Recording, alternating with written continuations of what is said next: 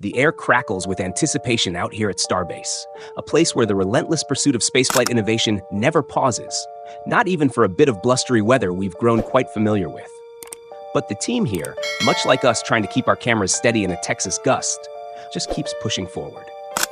And speaking of staying ahead of the elements, a big shout out to MyRadar, our sponsor, whose real-time weather intel is as crucial to SpaceX's operations as it is to keeping our equipment from becoming airborne debris.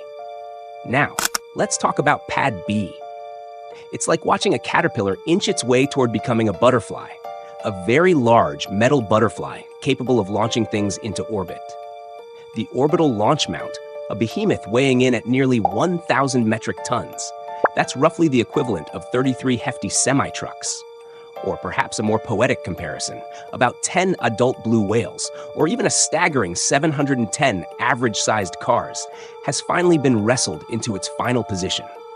It took two of SpaceX's biggest crawler cranes, these mechanical titans, to carefully lift and rotate this immense structure, a delicate dance of engineering precision.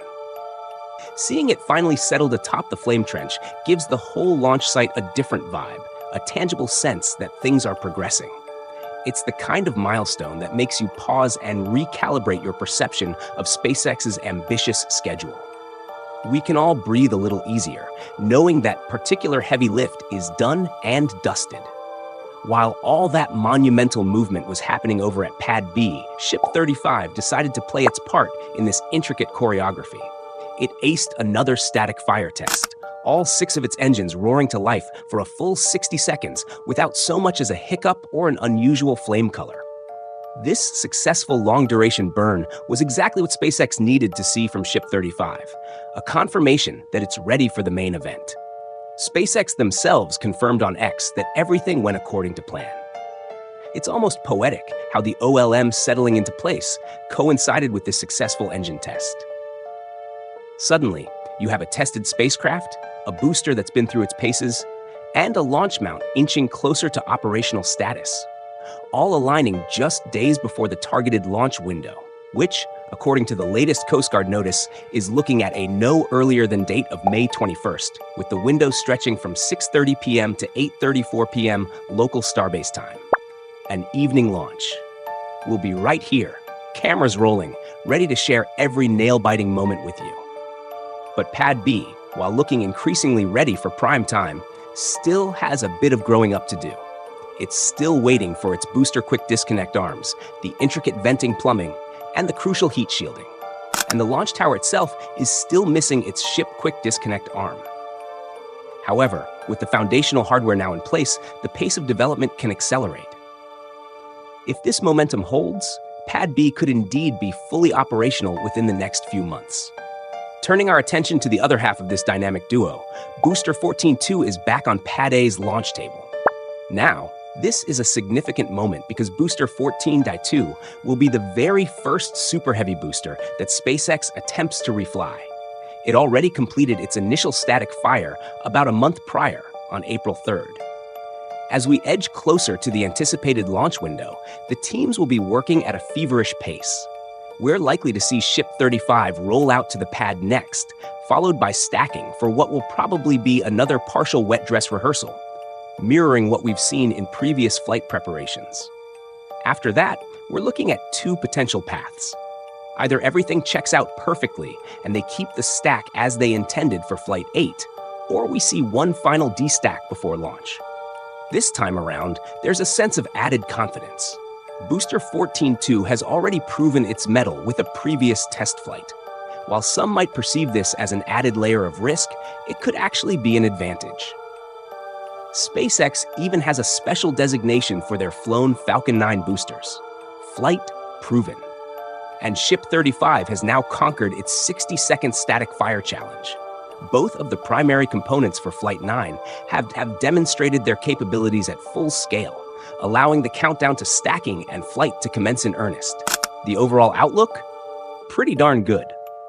Looking beyond Flight 9 is like trying to predict the weather months in advance, but we can see some interesting developments brewing. 3 Block 2 ships, Ships 36, 37, and 38, are currently nestled inside Mega Bay 2, and everyone's keen to see what SpaceX's strategy will be with them after this upcoming launch. Given the challenges this particular variant has faced, coupled with sightings of what appear to be Block 3 hardware already taking shape at the production site with ships 39 and 40, it's quite possible that SpaceX is gearing up to leap directly to the next iteration. In our previous discussion, we detailed the arrival of Test Tank 17 at Massey's, the first confirmed Block 3 Super Heavy test article. This hardware showcases a completely redesigned tile system, potentially crafted from metal and perhaps incorporating active cooling, a significant departure from the ceramic heat shield we've become accustomed to. Additionally, it features a radically different engine mount design. As we know, Booster 14.2 is slated for reuse on Flight 9, and SpaceX also has Booster 15.1, another proven test article on hand. But the question lingers: how much more can truly be gleaned from the first-generation design, especially on the booster side? The answer might lie in the significant redesigns already underway. Both Block 3 ships and boosters are beginning to exhibit signs of substantial changes. If rapid iteration is the primary objective, SpaceX might find it more beneficial to concentrate their efforts on these newer designs to accelerate progress. This becomes even more critical when we consider the looming deadlines. The next window for a Mars transit opens in November of 2026, and the renewed push to return to the Moon is gaining momentum. Every flight that contributes to validating reusability and large-scale production is vital. To maintain this pace, they'll need a greater number of test articles, and they'll need them quickly. This is where the ongoing production ramp-up becomes so important. We've been observing the original high base slowly being dismantled. Recent aerial perspectives from RGV and our own Jordan Guidry are providing clearer insights into what's coming next. The footprint of the Giga Bay is becoming more defined, and we understand its primary purpose is to house future test articles, the next generation of ships and boosters. If we were to characterize the Starship prototype testing program as a water faucet, it's currently at a drip, but the spigot is about to be fully cranked open. Now, before anyone gets too excited about Pad B potentially handling the next flight, it's important to acknowledge the remaining work that needs to be done there. Speaking of Pad B, while its chopsticks, the massive arms designed to catch the returning booster and ship, were recently raised to their maximum height for testing, they haven't yet attempted to catch an actual spacecraft or booster. It's conceivable that another catch attempt might not occur until Booster 15 or even later, once there's greater confidence in the Block 2 upgrades, and SpaceX perceives the risk-reward balance to be more favorable.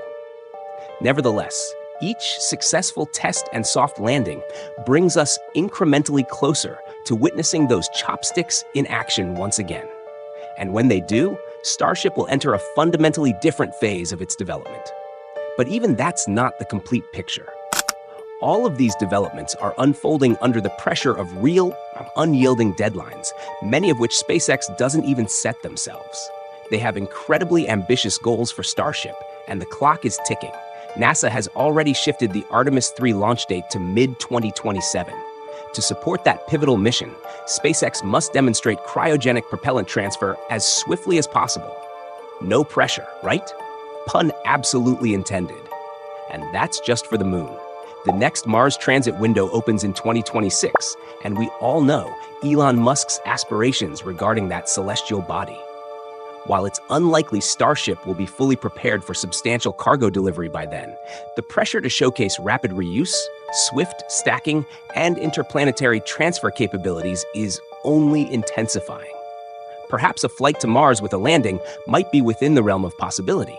However, anything more substantial for a Mars mission in 2026 is likely off the table at this point. This underscores the immense importance of the ongoing developments at Starbase and soon in Florida.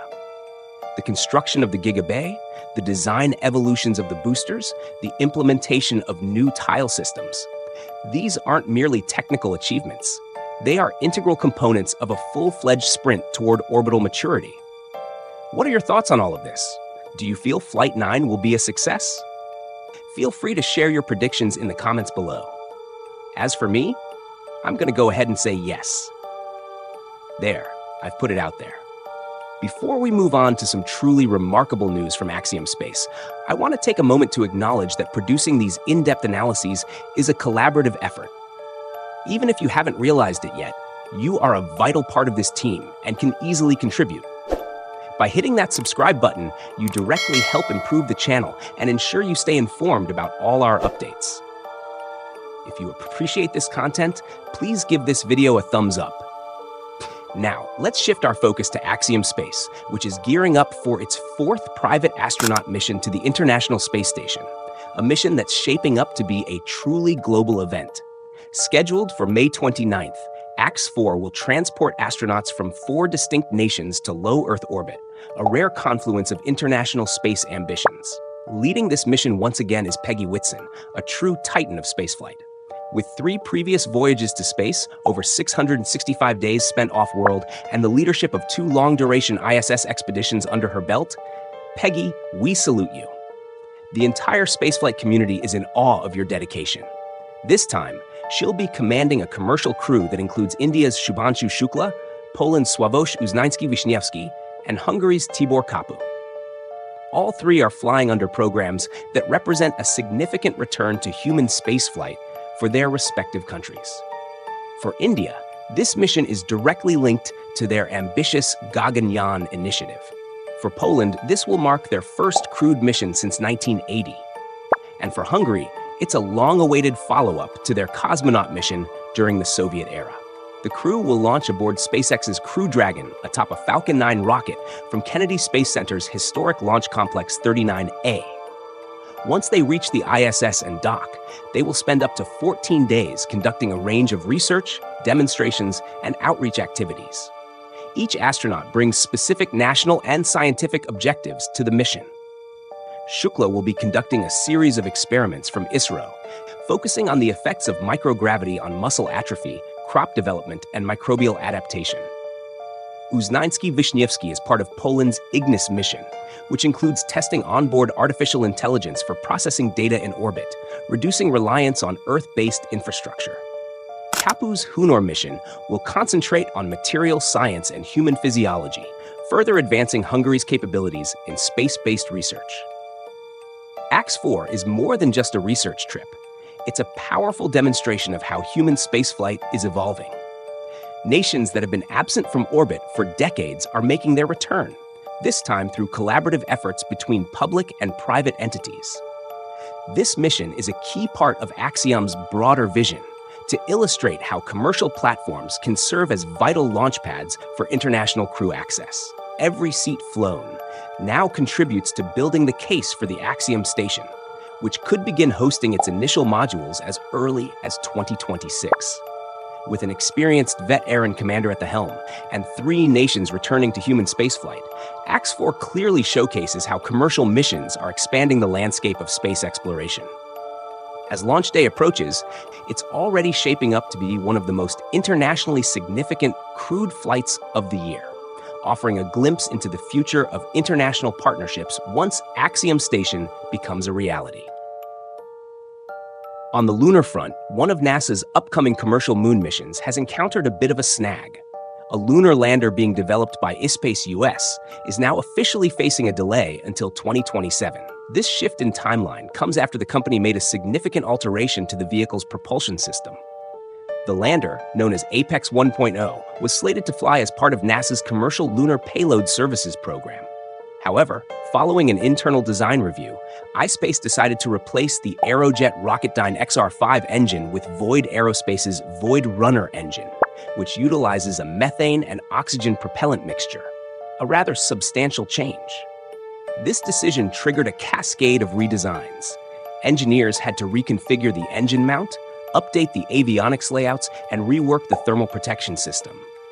Each of these modifications necessitates thorough requalification before the lander can be deemed flight-ready. While Apex 1.0 is a different spacecraft from iSpace Japan's Hakuto R series, it carries just as much significance. The CLPS program represents NASA's strategy to accelerate commercial access to the lunar surface, and the Apex 1.0 lander is one of the early crucial bets in this endeavor. It was initially scheduled to fly in 2026, carrying a suite of NASA-funded science and technology demonstrations to the moon. Now, that timeline has slipped by at least a year. Although engine upgrades might lead to enhanced performance in the long run, the impact on the schedule is undeniable. The new engine could potentially simplify operations and improve overall performance, but it also introduces added pressure to the development timeline. As a somewhat amusing aside, there are actually 3 distinct companies worldwide operating in the aerospace sector, all bearing the name iSpace: iSpace US, iSpace Japan, and iSpace China. Talk about a potential for confusion.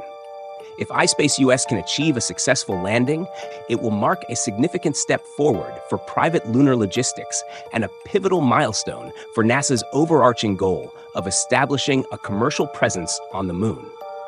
In the realm of international space collaboration, ESA has achieved something that sounds almost like science fiction. 2 spacecraft, launched separately and flying independently through the vastness of space, managed to align with such astonishing precision that they essentially functioned as a single unified entity. This feat is part of a mission called Proba 3, specifically designed to demonstrate ultra-accurate formation flying in space. And just this week, the mission reached a major milestone. The 2 spacecraft, aptly named the Coronagraph and the Occulter, flew in formation at a distance of approximately 472 feet from each other. While that distance might not sound particularly remarkable, here's the truly mind-blowing part. Their alignment was accurate to within 0.039 inches. That's a level of precision tighter than your fingernail, and they accomplished it without any physical tethers, robotic arms, or rigid connections whatsoever. This isn't just a neat trick of engineering. It's a masterclass in spacecraft control and the foundational technology for future missions that will rely on highly precise multi-satellite configurations. Imagine large space telescopes where one satellite carries the primary lens and another houses the camera.